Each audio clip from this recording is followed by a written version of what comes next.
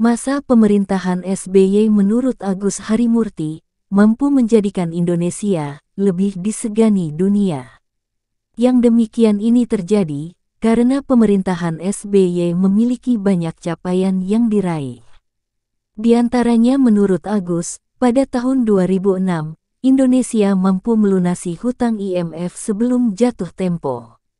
Kemudian, Ketua Umum Demokrat itu melanjutkan bahwa pada masa pemerintahan SBY, tepatnya tahun 2008, Indonesia untuk pertama kalinya bisa masuk menjadi anggota G20.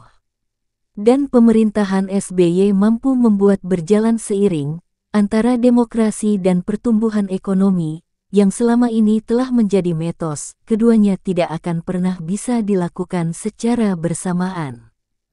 Pemerintahan era Presiden SBY dan Partai Demokrat berhasil mewujudkan perdamaian Aceh serta menuntaskan penyelesaian konflik vertikal dan horizontal lainnya seperti di Papua, Ambon, Sampit, dan Poso.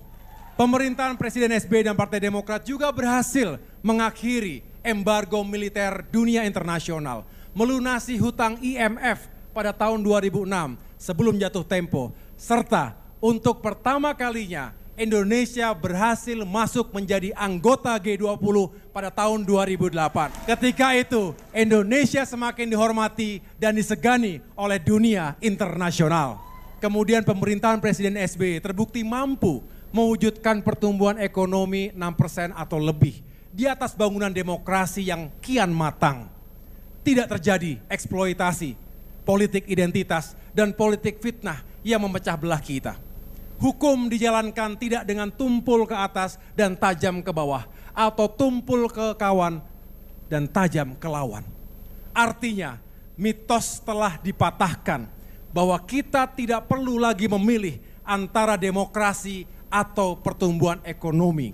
Terbukti ketika itu, keduanya bisa berjalan beriringan.